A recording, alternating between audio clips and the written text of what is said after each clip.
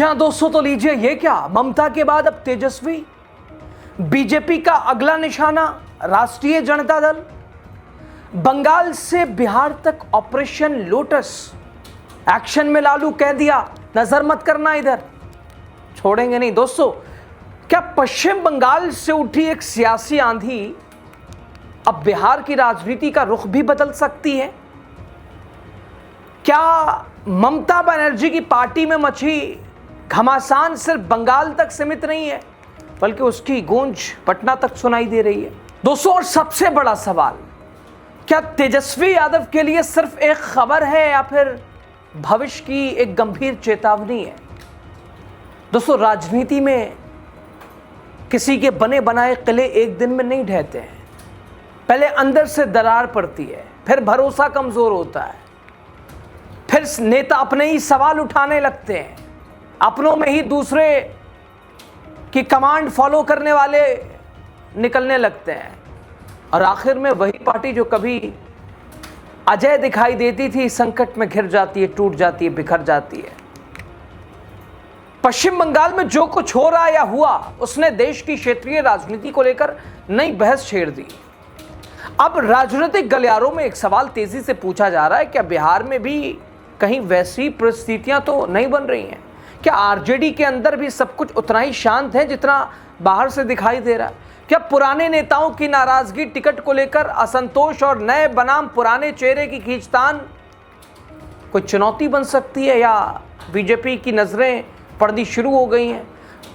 दोस्तों, 5 बड़े संकेत आपको बताते हैं जिनकी वजह से कई राजनीतिक विश्लेषक मानते हैं कि तेजस्वी यादव को भी अभी से अलर्ट हो जाना चाहिए। बंगाल के घटनाक्रम से बिहार के लिए क्या सबक निकलता है, और क्यों मामला सिर्फ ममता बनर्जी का नहीं बल्कि आरजेडी के भविष्य से जुड़ा माना जा रहा है? कैसे लालू प्रसाद यादव ने चेताया है, आपको बताते हैं। द राजनीति बिहार का आप खास सेगमेंट देख रहे हैं, मैं हूं यासूब रजा। आप घटनाक्रम दोस्तों आपने देखी है। पश्चिम बंगाल विधानसभा चुनाव में करारी हार के बाद ममता बनर्जी की तृणमूल कांग्रेस अपने इतिहास के सबसे बड़े बुरे वक्त से गुजर रही है। पार्टी के अंदर मची इस उथल पुथल ने न केवल बंगाल बल्कि पूरे देश की क्षेत्रीय राजनीति को हिलाकर रख दिया है। दिल्ली से लेकर कोलकाता तक मचे इस घमासान में टीएमसी के लगभग 3/4 80 में से 58 से ज्यादा विधायक बागी हो चुके हैं, अलग गुट बना चुके हैं। लोकसभा में भी पार्टी के 28 में से 20 सांसदों ने बागी रुख अपना लिया है। ओम बिरला से मुलाकात कर खुद को असली टीएमसी बताते हुए अलग बैठने की व्यवस्था, और एनसीपीआई में विलय की अर्जी दे दी है। ऐसे में जानकारों का मानना है कि बंगाल का ये सियासी भूचाल केवल ममता बनर्जी के लिए ही नहीं बल्कि बिहार की मुख्य विपक्षी दल आरजेडी और तेजस्वी यादव के लिए भी गंभीर खतरे की घंटी है। दोस्तों, भारतीय जनता पार्टी के घोर विरोधी अब वो खुद उन्हीं के साथ हैं, एनडीए का हिस्सा हैं, लेकिन कुछ ऐसे भी नेता हैं जो कि कभी बीजेपी की विचारधारा के आगे झुके नहीं। ममता बनर्जी भी उसी लिस्ट में थी, और फिलहाल लालू प्रसाद यादव भी वैसे ही। तो क्या अब अगला टारगेट लालू यादव? क्योंकि बीजेपी एक घमंड तोड़ने वाली भी बात करती है कि अच्छा तुमने नहीं झुका, झुका के दिखाएंगे हम, लालू प्रसाद यादव। लेकिन आज जब वो एक्टिव नहीं है तो तेजस्वी के नेतृत्व वाली आरजेडी पर किस तरह की बीजेपी की नजर अभी है? दोस्तों, दरअसल क्षेत्रीय राजनीति का इतिहास बताता है कि चुनावी हार से ज्यादा खतरनाक दौर वो होता है जब पार्टी के अंदर भरोसा कमजोर होता है। नेतृत्व, टिकट वितरण, वरिष्ठ नेताओं की भूमिका, नए सामाजिक समीकरणों को लेकर उठने वाले ये तमाम सवाल धीरे धीरे बड़े राजनीतिक संकट का रूप ले लेते हैं। इसी पृष्ठभूमि में बंगाल के घटनाक्रम को देखते हुए बिहार में आरजेडी और तेजस्वी यादव की राजनीतिक रणनीति पर भी नई चर्चा शुरू हो गई है, जहां राजनीति के कई जानकार इसे भविष्य के लिए एक संभावित चेतावनी मान रहे हैं। इनका मानना है कि अगर आरजेडी ने बंगाल के इस घटनाक्रम से समय रहते सबक नहीं लिया तो आने वाले समय में बिहार की राजनीति में भी ऐसी समीकरण ऐसे दिखाई देंगे। दोस्तों, वरिष्ठ पत्रकार अशोक कुमार शर्मा के हिसाब से किसी भी क्षेत्रीय दल की सबसे बड़ी ताकत और कमजोरी उसकी सत्ता होती है। क्षेत्रीय पार्टियों का सांगठनिक ढांचा राष्ट्रीय दलों की तरह वैचारिक रूप से उतना ही मजबूत नहीं होता जितना सत्ता के रसूख से जुड़ा होता है। किसी भी दल के लिए सत्ता में रहना सबसे ज्यादा महत्वपूर्ण है। विपक्ष में भूमिका उनकी, भाई आपको कौन पूछ रहा है, और आपके साथ रहने वाले उनकी कौन सुन रहा है। वो सारे रसूख कैसे 1 मिनट में खत्म हो जाते हैं, सारा खेल पद का रहता है। दोस्तों, पश्चिम बंगाल में जैसे ही टीएमसी के हाथ से सत्ता फिसली, आपने देखा नेताओं विधायकों के अंदर असुरक्षा की भावना। यह स्थिति इस समय बिहार में आरजेडी की भी दिखाई दे रही है। आरजेडी लंबे समय से बिहार की सत्ता से बाहर है। बीच में कुछ महीनों के लिए 2 बार नीतीश कुमार के साथ सरकार भी जरूर बनी, लेकिन वो ज्यादा दिन टिक नहीं पाई। अशोक कुमार शर्मा कहते हैं कि सत्ता के बाहर रहने के कारण विधायकों पर अपने क्षेत्र में काम कराने और राजनीतिक वजूद बचाए रखने का भारी दबाव होता है।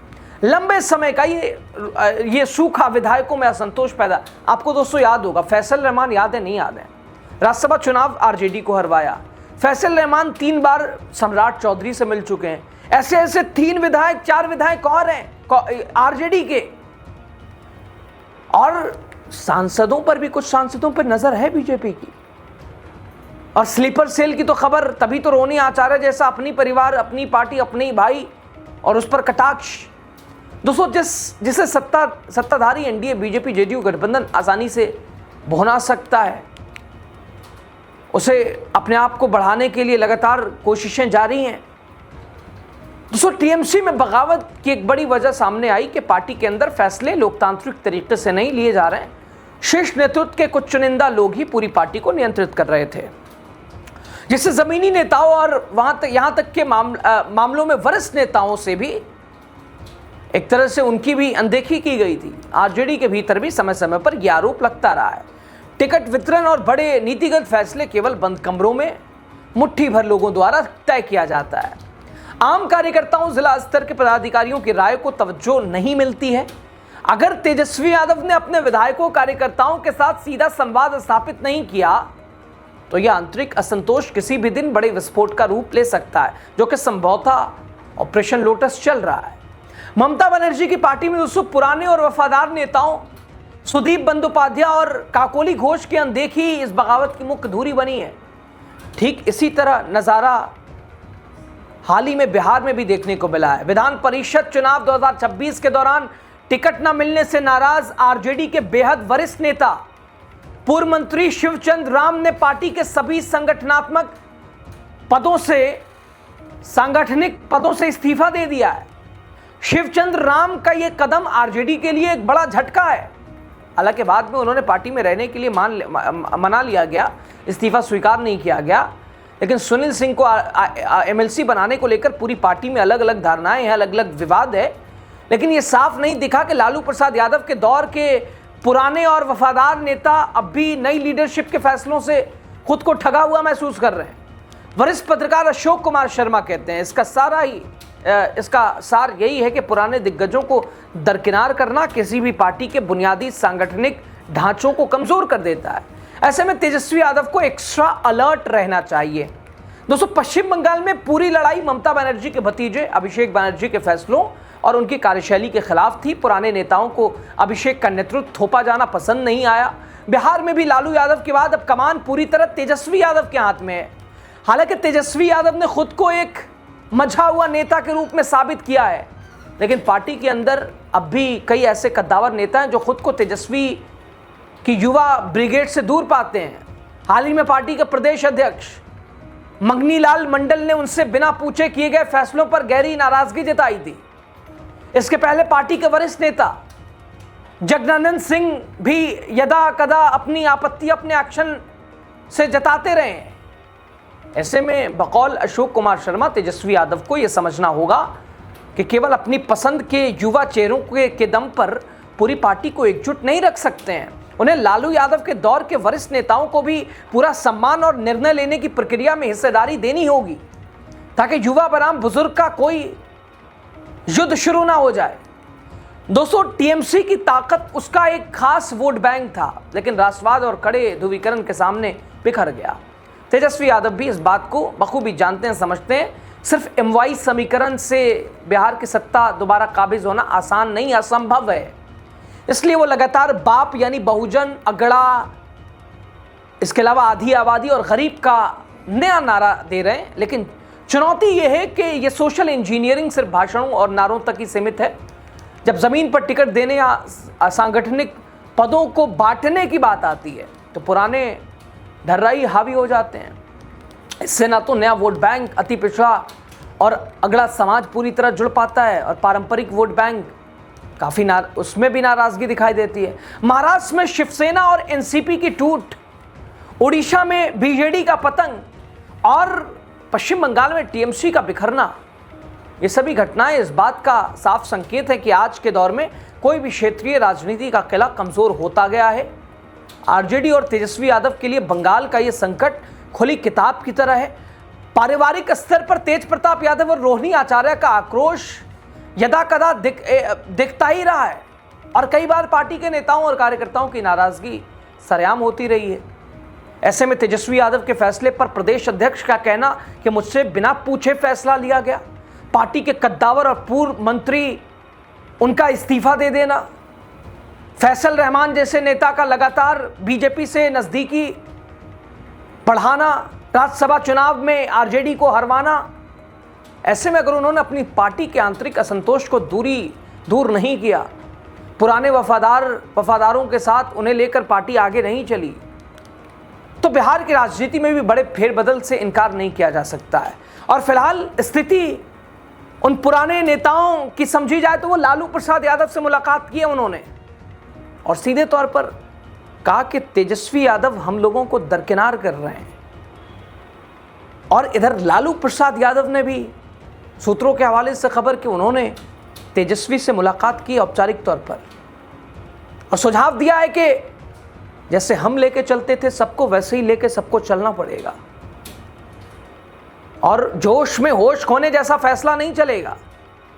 अभी तो शुरुआत है, अभी बहुत आगे देखना है, हमारा दौर खत्म हुआ। तो दोस्तों, क्या तेजस्वी यादव के लिए एक बंगाल एक लेसन है? अगर अभी अपने आप को एकजुट नहीं कर पाए तो आपका भी हाल वैसा ही होगा। मौके की तलाश में तो बीजेपी बैठी है। तो क्या लालू यादव के रहते हुए भी ऐसा हो सकता है? राय दीजिए आपकी, जो भी आप सोचते हो खबर पे।